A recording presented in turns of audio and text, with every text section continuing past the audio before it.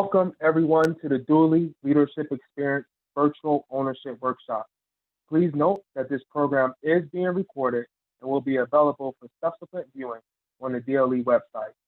Also, keep your microphone and camera settings on off. My name is Marcus Coleman. I'm a member of the DLE Advisory Board and a four-time alum of the DLE Gen Now Retreat. I'm based in the Berkshires, where I work as a registered client service associate at Raymond James.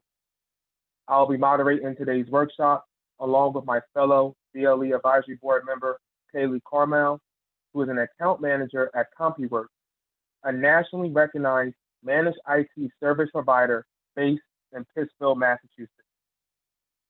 To maximize everyone's learning experience, we have some core DLE ground rules. Please use the chat box for your comments and questions that are topic related. Kaylee will be monitoring the chat and will surface your comments or questions to Andrea during the Q&A session. Implicit bias has always played a role in the workplace, but unlike today's times, the virtual takeover of everyday life meshed with the crescendo of social injustice, diversity, and inclusion in American society has cast us into uncharted waters. Our workshop speaker, Dr. Andrea Lein, Ph.D., will tackle implicit bias in a work world gone virtual, examining how switching to a primarily remote work setting has unforeseen impacts on the way we see, interact with, and make assessments about our colleagues. Andrea brings tremendous expertise to this interactive learning experience. She holds a Ph.D. in clinical and school psychology and an M.Ed. in educational psychology from the University of Virginia. She has worked as a clinician, researcher, and educator, writing on an array of topics including parenting, creativity, giftedness, resilience, leadership, authenticity, mental health, and well-being. Prior to launching her consulting business earlier this year, Andrea was the head of school at the John Dewey Academy in Great Barrington, Massachusetts. Andrea has served on the faculty of the DLE Gen Now Retreat and regularly joins in on Culture Chat and Breakfast Club programs. Welcome and thank you, Andrea. Thank you. I'm so excited. Everyone that signed up, so glad that you're here. As Kaylee said, I've been involved with the DLE and have had the pleasure of knowing Linda, Julie, and the whole amazing DLE community for a few years now. And if you don't know me, I have spoken on this topic for the last couple of years. And this year we thought it would be really interesting to just look at it with this additional layer of the virtual workplace, which most of us, if not all of us, have experienced or are continuing to be working under these conditions this year. So I'm really excited to be here. I know most of you probably had a very long day, so your cameras are off. If you need to just like shake it out for a second, or just do whatever you need to do to get centered in this moment. I'm gonna pack as much information as I can without overwhelming you over the next 30 minutes, and then we will have time for some questions and hopefully some interesting discussion through the chat with all of you here. So with that, just very quickly, the key objectives I'd like to get across today is really what implicit bias is, the psychological science behind it, and how it impacts our decision-making in the workplace, how the virtual work environment may be impacting or interacting with our biases in ways that we haven't really, I don't think as a society, we haven't really looked at that very much. We haven't had to. And then how to assess, I'll give you a couple tools to assess how biased you actually may be. And then what do we do with that? How do we adjust our behavior so that we're not just acting unconsciously off of all of these biases that you'll learn about? Next slide. So before we start, I just want you to take about 45 seconds, maybe a minute, and not including family members. Hopefully you have a little notepad next to you. I want you to jot down a few names. If you can't think of 5 to 10, that's okay, but a few names of people who you trust the most. You can interpret that however you like. Don't cheat and don't include your family members.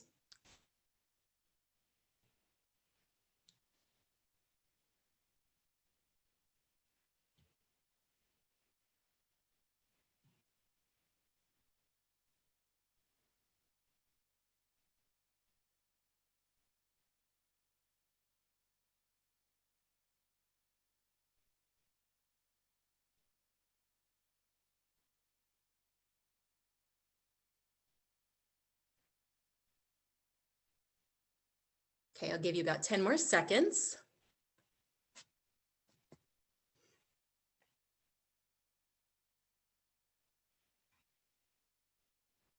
Don't panic, you won't be graded on this. All right, next slide. So I want you to do this same thing again, but now I want you to think about the people at work. Now you may say, I don't trust anyone at work, but I want you to, even if you can come up with one name, someone in your work environment that, relatively speaking, you trust the most. Or maybe you can think of a few, that'd be great. Just jot those down.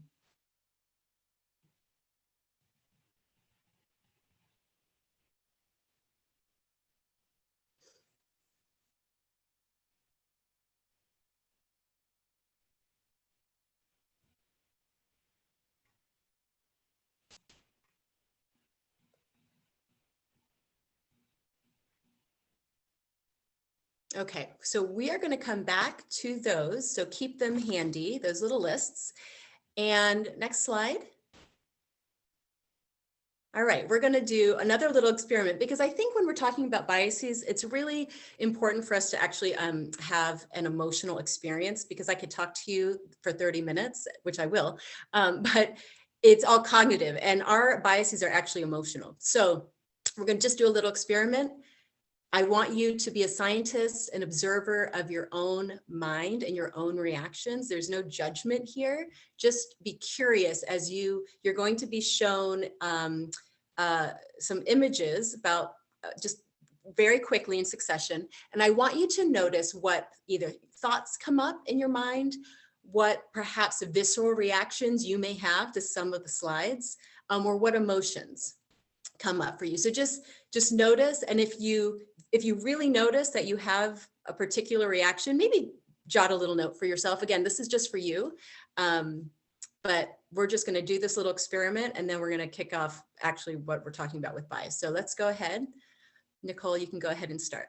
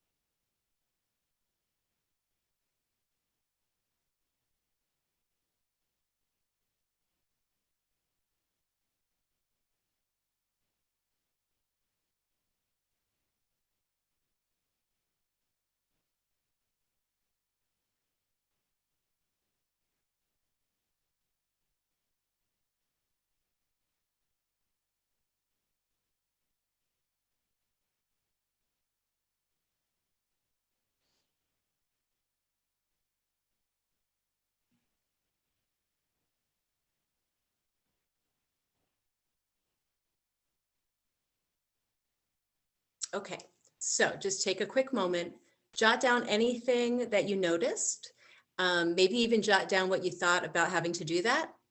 You probably found that there were some images where you just felt like you liked it more, and then others where you're like, maybe didn't like it as much, or maybe you were neutral for a lot of it. So just notice what it felt like to you. And again, if there was one particular slide that you had a stronger reaction to, I would encourage you to write that down. Now, if you feel like sharing, you don't have to, but if you want to, you can share whatever you feel comfortable with in the chat right now. Like, what did it feel like to do that? Just generally, what did you notice? Again, you don't have to feel pressure to do that, but go ahead and engage in the chat box. We're going to do a few things like this throughout the presentation. All right, next slide. And actually, we're going to come back before I go on. We're going to come back to those things that you wrote down. So again, keep those handy. And I want you to be thinking about if there are any themes that you've noticed so far in just these first few minutes. All right. So what is implicit bias actually? Sometimes we call it unconscious bias. They mean basically the same thing. And the most important characteristics that you need to understand about implicit bias is that unlike conscious biases, which we all have, which we may be aware of, these are by definition unconscious. They are happening at a level below our sort of everyday, rational brain thinking. So the very things that you may feel very strongly about on a sort of I'll give you an example. I believe in women being in leadership. And I will share with you a tool that you can use to sort of test yourself from a psychological perspective. When I took this test a few years ago, the results turned out that I had a negative bias against women in leadership, which of course is mortifying to me because it's not what I believe in. But again, when we're talking about these unconscious biases or implicit bias, they are by definition shaped throughout our lives, and they operate at a level that we aren't aware of. So that's a really important part, both in understanding how we can sort of learn about this and alter our own behavior. Very hard to do, right, if it's unconscious, but also as we give understanding and grace to other people's biases, because we are all in the same boat. We are humans. If you have a brain, you have biases. It's just part of the human condition. And the way that these actually work to our benefit is that they're mental shortcuts. So if we had to think through in a very deliberate manner every time we had to make a decision or judgment call on any particular person or scenario, it would take us way too long. So our brain has done this handy thing for us, which gives us these shortcuts, and it works really well in some situations. And then in other situations, as we'll talk about in the work environment in particular, it may trip us up, and it may actually get in the way of other people being able to step in to roles or experiences. If we as a society or a company or even a team, or if you're a supervisor, are not aware of these things. So that's what we're going to get into more in this presentation. You can go to the next slide.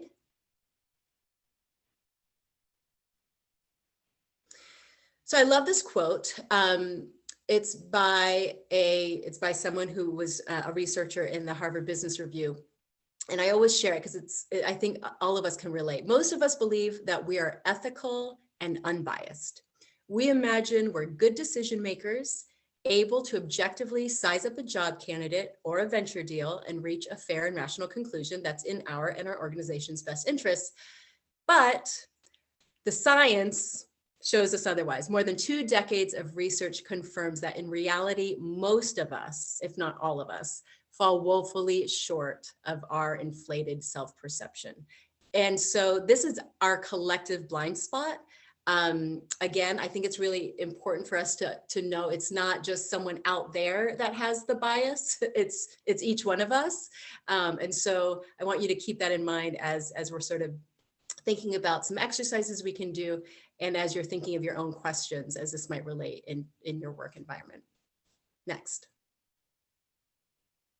So as I said, one of the central challenge, if not the challenge in trying to remove bias from decisions, particularly decisions in the workplace, is that these biases are operating unconsciously. So how in the world, how do we begin? You don't have to have a Ph.D. in psychology to try to figure out how to tap into the unconscious, although obviously psychologists have been studying these things for decades. This is not a new idea. This is not a new concept. I think in our current cultural wave, more and more people are hearing about these issues, but scientists have actually been studying this for decades and decades.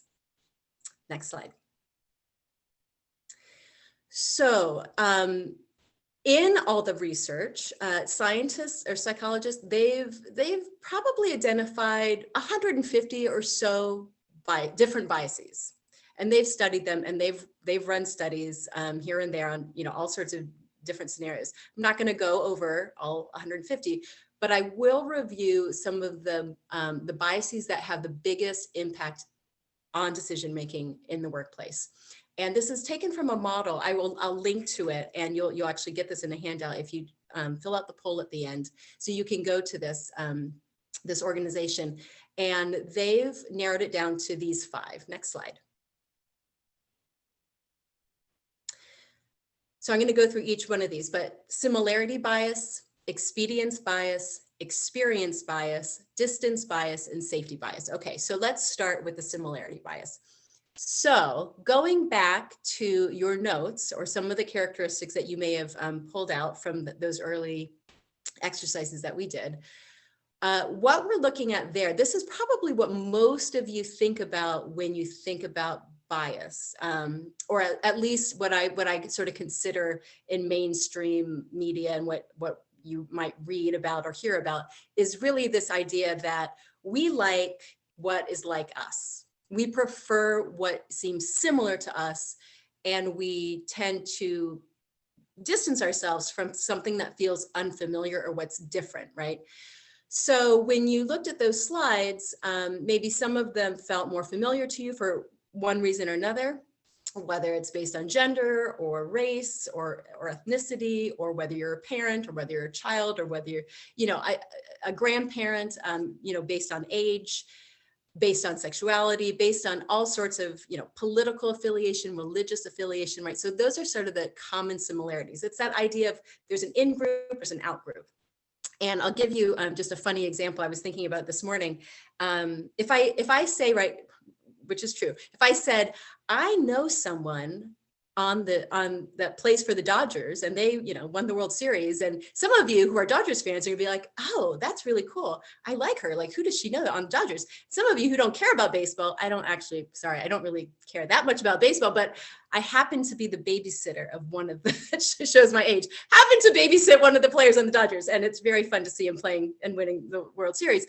But do you see what I mean? I tease Linda a lot, because if you know Linda, Linda is, to say she's a huge Syracuse fan is an understatement. So if she's out and about and she meets someone that went to Syracuse, you better believe she's going to have a pretty quick connection, because there's this affiliation that you are like me because we both went to Syracuse, right? So we all have those things, whether it's, I'm a mom, and so I feel an affiliation to other moms, or whatever, fill in the blank, it's sports, you can think of that. So I want you to look at those characteristics that you wrote down and see what stood out for you between your circles of trust, those people, and those there may be some characteristics that are some common characteristics that will tell you something about what you're sort of attracted to, right? Or what you sort of keep away from.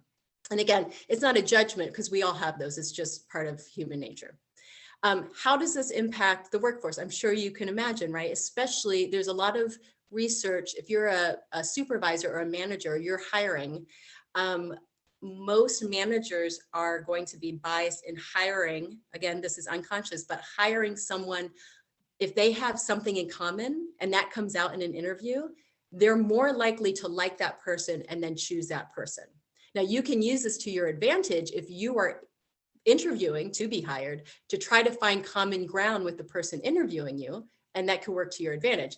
But on the flip side, if you're a supervisor, of course, you want to try to be as objective as possible and not just hire someone because you in part of the informal chit chat, you found out that, you both loved hiking through Europe or something. I mean, it could be something as small as that. So got to be really careful about how this might impact big decisions like that in the workplace. Okay, expedience bias. This one you might not think of as much, but this is, I'll give you an example of how this can play out in the workplace. So we prefer to act quickly and go with what is most convenient and what provides the most certainty over something that takes more time. So let's say you have to evaluate an employee and you have one data point. You have either a recommendation or you have, one data point. It would be probably more objective, and you'd have a better assessment of this person if you had multiple data points. But of course, that takes more time. It takes more gathering of information, and the process is longer. So we make decisions like this all the time, right? Because we want to be able to get to a decision quickly, and if we can do it in an easy shortcut way, we probably will, right? It saves us time. In some cases, it saves resources. And so in a lot of ways, workplaces are going to be more geared to go with what is convenient rather than what might be a little more objective. So certainly, again, in a hiring situation, if you want to minimize bias, both similarity and expedience, you're really going to want to have a team approach. And if you're the one doing the hiring, when I've hired in the past, I've always really counted on a team, other people, especially other people who are not like me, to give me input into that decision-making process. So that's a good way to sort of balance out your own biases. And then it does take more time to do it that way. All right, experience bias. Again, we hold this to sort of be a truth. We don't even question it, but we take our perception of reality to be the objective truth. We assume other people share that same perception of reality oftentimes, right? We just assume it must be true. If I think this, and this is clearly reality, then everyone must see that. And it makes this very difficult to one, see someone here and take seriously maybe someone else who has a very different perception of a situation or a different life experience, and they bring it to the table. Now, I think forward-thinking companies are trying to, make sure that their teams or the people at the table who are in these discussions are going to be diverse. And I don't mean, when I say that, I don't simply mean, although it's important, diverse demographically, but diversity of thought, diversity of experience. Because if you want your team and your company to really, I think, have, and research shows this actually, the teams that are most diverse and can handle lots of different perspectives, but take all those perspectives in and then go forward with their plan, they succeed and they achieve at a higher level than groups that are very homogeneous. However, the research shows that most places are very homogeneous, even if they're trying to be diverse demographically. And you might find this to be true in your workplace. I certainly have. We end up being in a bubble, even because of the work that we do, right? Most of the people that you surround yourselves are probably of a similar educational level, probably live in maybe similar kinds of neighborhoods. There might not be, maybe you went to, especially if you didn't leave your hometown, maybe you went to the same schools. So that might not be as diverse as another, much more intentional grouping of people. So those experiences, and not taking, it's a big blind spot when we just assume our perception of truth to be the truth. That's a big one. Again, human nature though. So we all have that. Distance bias. This one I really want you to think about as we go into thinking about virtual work environment. But the distance bias is we prefer what is closer to us in time and space than what is farther away. So prior to the pandemic, not everyone was working virtually, but some people may, or maybe, sometimes they're working from home. And if you were one of those people, or maybe you were someone in the workplace and there was someone else, a coworker that was working from home, you may have had that experience of, starting a meeting and then someone forgot that person's supposed to be on the meeting, but they're calling in from home, and if someone scrambles to make sure they get on. Part of that is just, maybe it's not the norm, but now it is the norm. So when we are physically close to someone, now check with your own experience of this. I know, speaking to some people, they have relationships with people from their work setting from prior to the pandemic. And now they might be working remotely, but they have that foundational relationship with that person that was in person. Then there are some people many of you have started maybe new roles, or new people have joined the team and you've never met them in person. You've only interacted with them virtually. Again, this is just a human condition. You will naturally probably gravitate or trust. It's a feeling of trust more the person that you've had in time, real, physical proximity to, than someone you've never met. Even if you've met them virtually. Now we can hopefully this subsides a little bit, but this is just again part of the bias. It's not just space though; it's also time. So here's another example. Let's say you are you're evaluating someone again, and the most recent memory of their performance was not good. In the last month, they've just sort of. They haven't been at their best, but for 10 months prior to that, 11 months, for most of the year, they were doing great. And maybe at the beginning of the year, like a year, the very beginning of the year, they were doing an amazing job. We're biased to think of the most recent, what's closest to us in time. So it's not just space, it's also time. So just, again, think about that as you're, especially if you are evaluating someone, make sure you're going way back. This is one of those things that's, it's really good to keep notes and have more regular assessment periods, especially, I'm speaking to some people who you may not be supervising and evaluating other people, but if you're being evaluated, it would be great if you could have more regular communication with your supervisor and get that, get those things documented over time so not a lot of time goes by.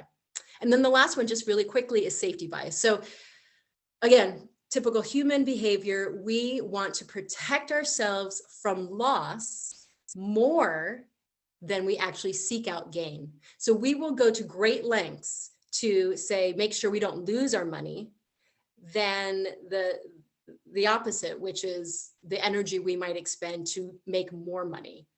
Losing money is more painful. Losing something feels, actually neurologically, they've done studies, it hits the brain harder because of course we in order to survive, we don't want those negative things to happen.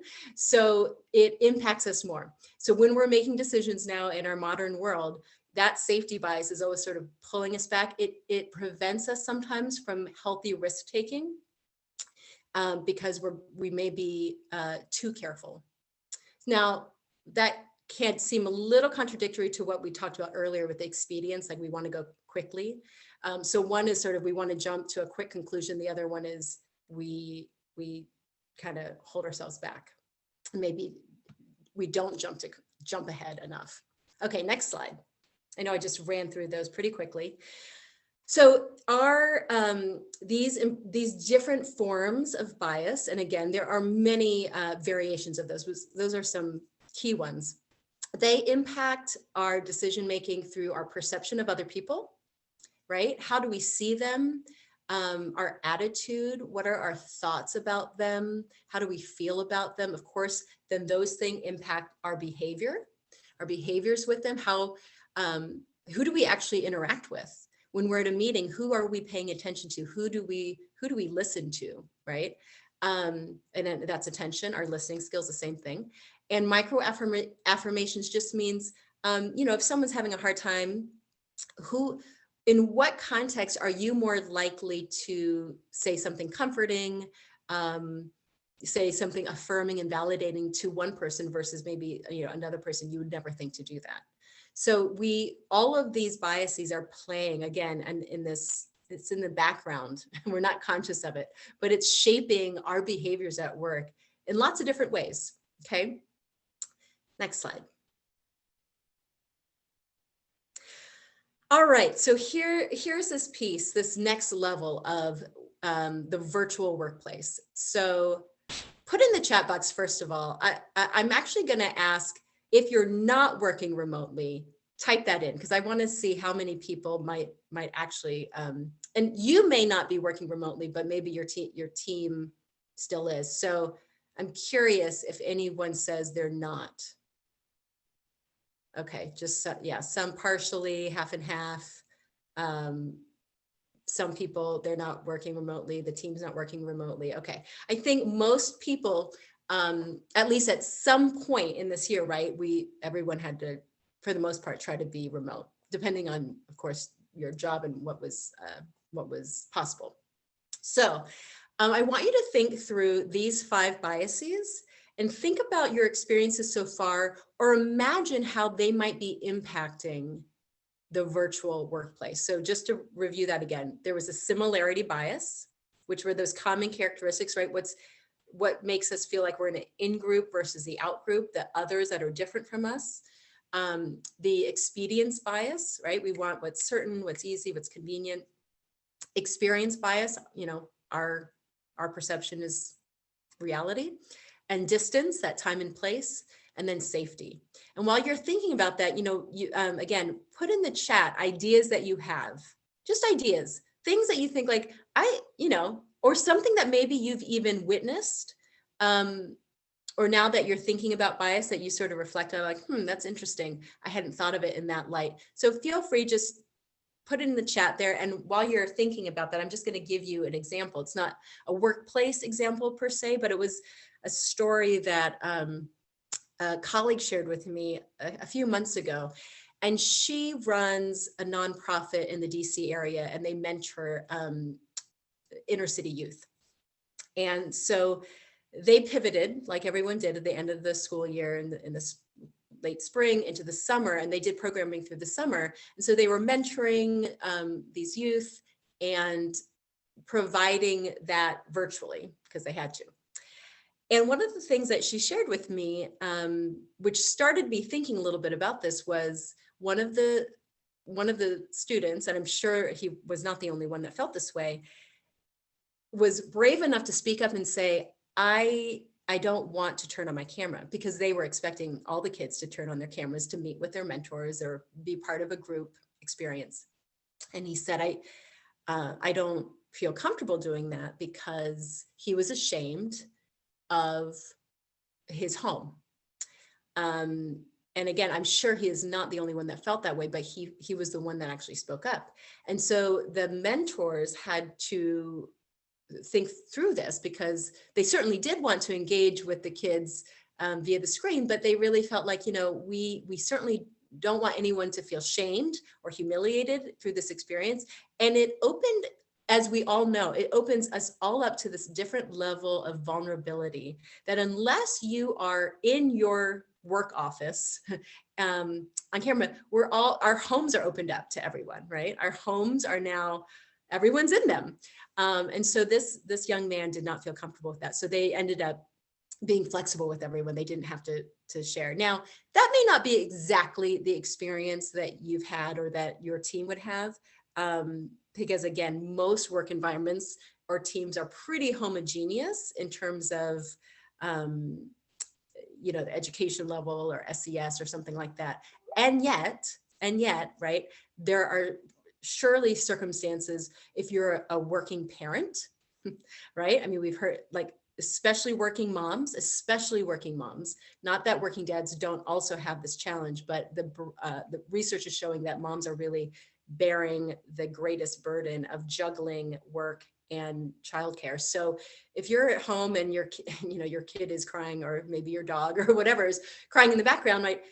How your teammates view you, or vice versa, if you had that experience of someone on your team and how you view someone who's, got screaming babies in the background, right? It could have an impact. So again, I'm looking to see if anyone has any ideas. We'll maybe come back to the Q&A.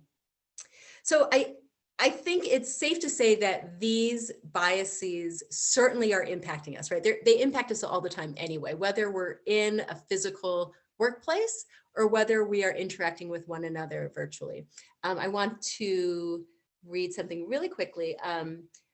Dana says, my workplace hires new AmeriCorps members every fiscal year. I notice that when I send all team emails, I usually forget to include the new AmeriCorps members. Now I know it is because I've never met them.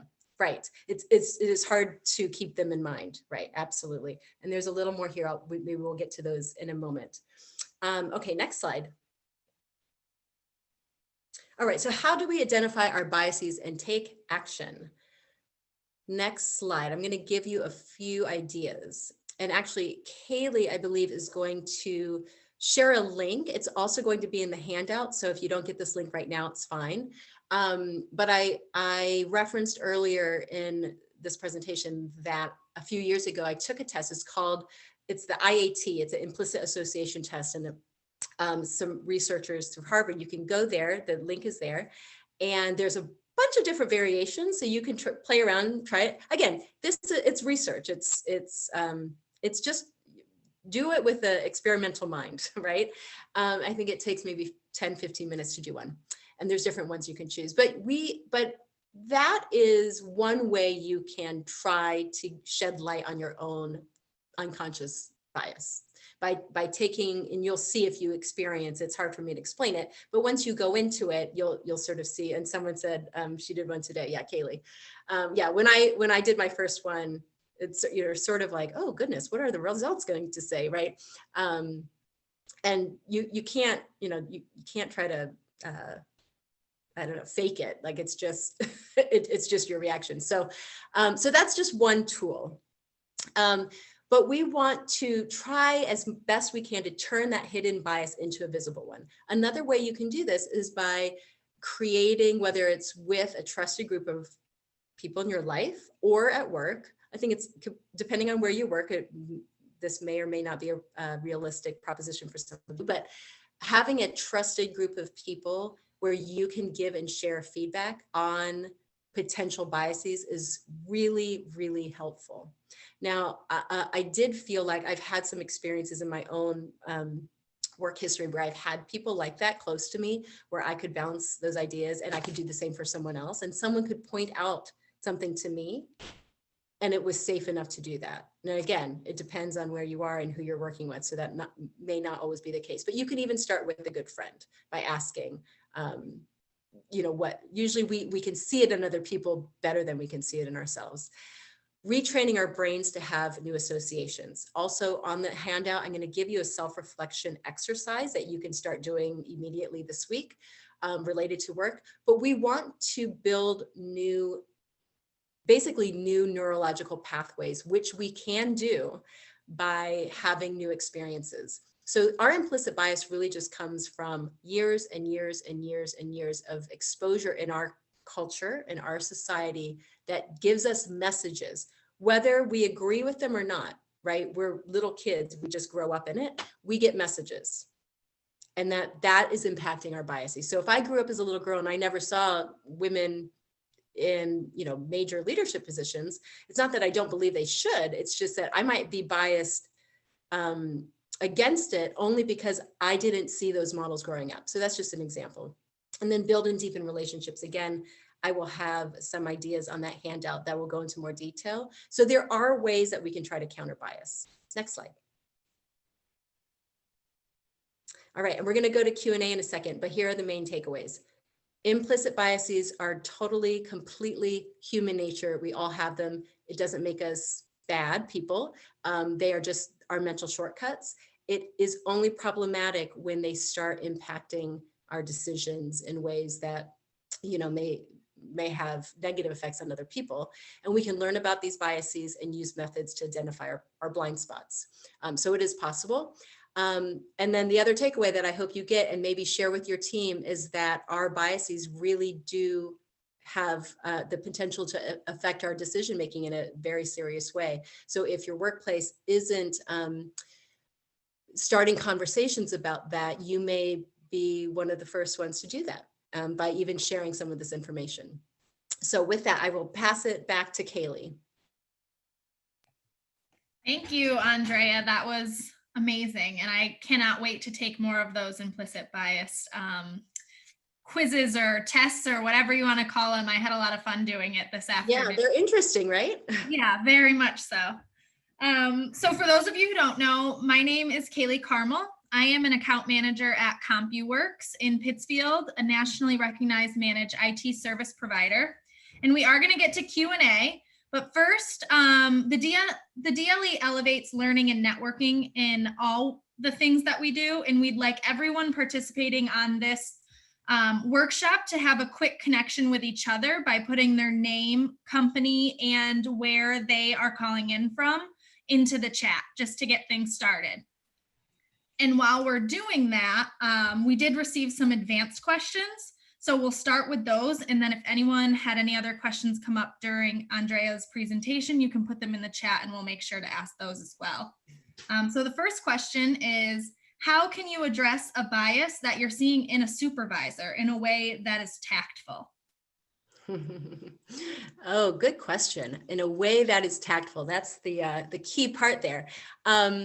Well, first, I want to say that, the most important step in all of this is really it's so easy for us to start pointing the finger, right, and look for it in other people. And it's not to say that you shouldn't speak up if there's something that's really concerning you at work. I think doing it tactfully and pointing out things to a supervisor really depends on the context. So you need to think about what is how much of this in this topic has already been part of the work culture. If it's not been at all, then I would be very hesitant and maybe really careful about how you might bring it up with your supervisor. And again, depending on your relationship with your supervisor, if you are a supervisor, I think one of the best things we can do is model that vulnerability by sharing, by sort of taking that first step, so that we're modeling it, and two, we're giving the message to other people that it's okay to give that kind of feedback. Again, because we're all in the same boat. Giving that feedback does not mean someone's a bad person any more than it means you're a bad person. It's we're humans. So I think you have to take into account the context. So only you can know what that is. I would say that if you are going to go ahead and say something, if you really feel like you need to say something to your supervisor, I would do it with a lot of grace and just being very careful about how you phrase things. Yeah, that's a tricky one. Yeah. That being said, I think more and more workplaces are beginning these conversations. And so it may not be all that hard for some people to raise these issues. So if you're in that situation, then great. Yeah, definitely a hard topic to handle, but I think that's great advice. Our next question is, how can you address a bias that you're seeing in someone else, just in general? So not necessarily a supervisor, but what's a good way to go about that? Yeah, again, I feel like I don't mean to cop out of this, but I think it depends on who that someone else is, right? If it's my husband and I love him and he knows I love him and I see something in him and we have that sort of close, trusting relationship, it's okay for me to say something, I think, and for him to say something to me. Same thing with, a good friend or something. If it's just someone, if it's someone at work or, acquaintance, I'd be very, very careful. Again, it depends on the situation. If you're seeing someone at work being negatively affected by someone else's bias, then that might be a situation where you feel like you need to, say something. But the thing is, some people are going to take offense if you point it out. And I think that's based on, this is why I keep saying this is human nature. Everyone has this. It doesn't make you, you're not a morally bad person, but some people feel, especially in today's climate, it can feel like an attack. Sometimes people do give it as an attack. And so I would not recommend doing that.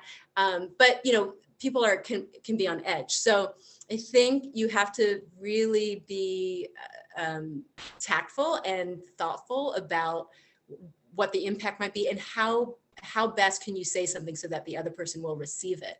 And sometimes, again, it helps for us to start by modeling and maybe sharing something of our own before we, may say, I've noticed this, but and I struggle with this, right? And it makes it a little bit easier so the other person can, not be defensive about it. I think that's the biggest thing to be careful about. Yeah, absolutely. All right. So if you're not comfortable having an open discussion with someone just yet, if you're not ready for that step, what else can you do internally before taking that step to get you comfortable with having these conversations? Yeah, actually, this is probably the best. That's a great question. I think the number one thing I'd say you should do is just do some self-reflection, just do some introspective work. Some of those prompts that, again, I will share it in the handout will get you started. But there are great books out there too. I think it's The Blind Spot, Why Good People Do Bad Things or something. Sorry, I'm forgetting the actual title now, but I can share it later. There are a lot of great resources out there. So if you're wanting to go on this journey, I would just start by, how do you try to find out more about yourself, and that you might not feel comfortable talking to other people about, but you can do a lot of introspection just on your own, just journaling, answering prompts, noticing, observing, again, acting like a scientist of yourself in your own life. It might seem a little weird, and maybe because I'm a psychologist, it's not that weird, but it's just being curious about yourself and sort of who you gravitate towards, and pushing yourself outside of your comfort zone and having different experiences. And so there's actually a lot of things that you can do.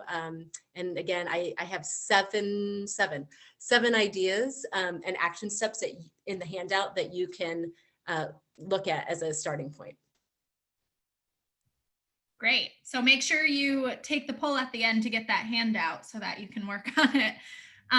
Michelle's asking if anyone had experience asking their board to take an inner bias test. Do you have any suggestions for her? That is a great idea. I think that, you could start by simply taking some of this information and going back to your workplace and sharing and say, oh my goodness, I mean, I'm not saying my particular workshop, although if this is the only one you've done, that's fine. You can use this one, but just say, hey, I've learned about this and that, share some of the information and present the idea as this would be such a great idea, because it does make a company healthier if there can be a culture where these things can be openly discussed and shared. Again, not forcing people to go down some rabbit hole that some people they could have some negative reaction to that, but to make it this positive experience for a culture, for a company's culture. I think just sharing information like this as a baby step with a board or your supervisor could be a really easy thing to do. Now, you won't be able to control what they do with it, but at least you know that they have that information. Great. And it looks like that was good advice for Michelle, and I hope she takes it back to work. Mm-hmm.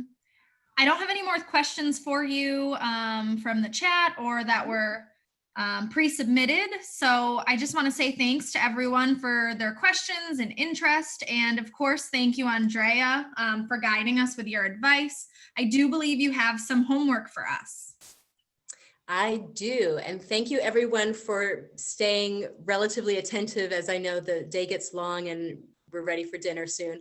Okay, so the main things, just action steps. Remember, this is a process.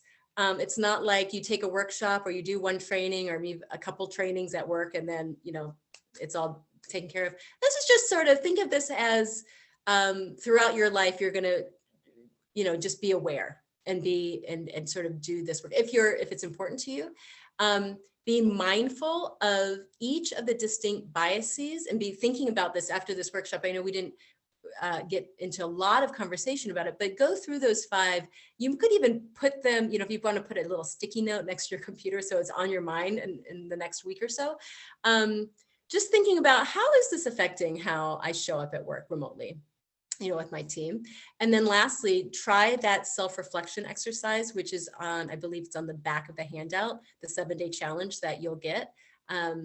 Those are your homework items if you dare do them.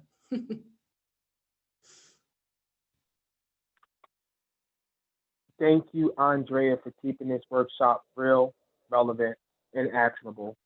Your homework assignment is succinct and powerful. For those who don't know, my name is Marcus Coleman.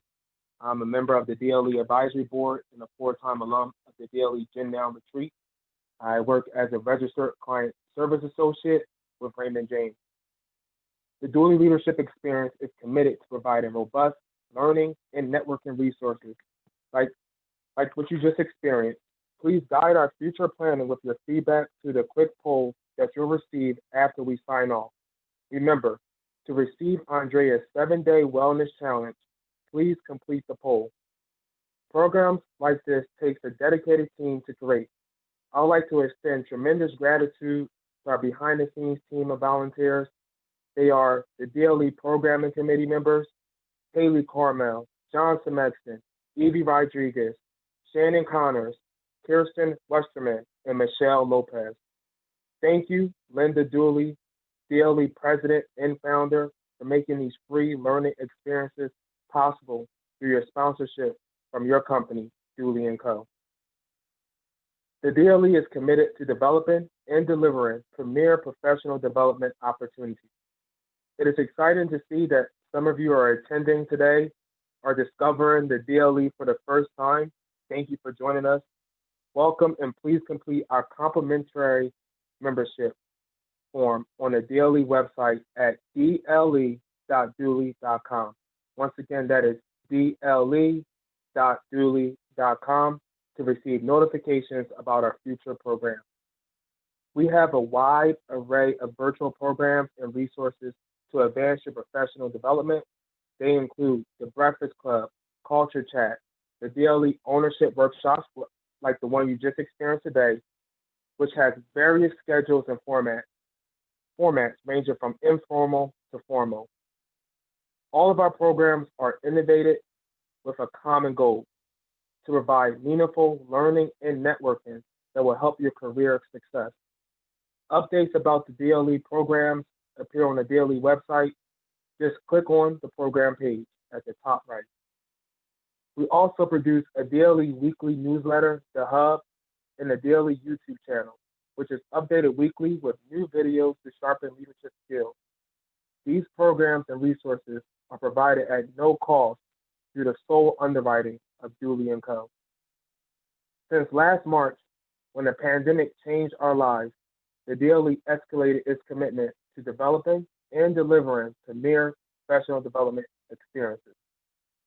We have more than tripled our programs and expanded our reach to rising leaders in the Berkshires and across the country, as evidenced in the diversity of those attending this workshop.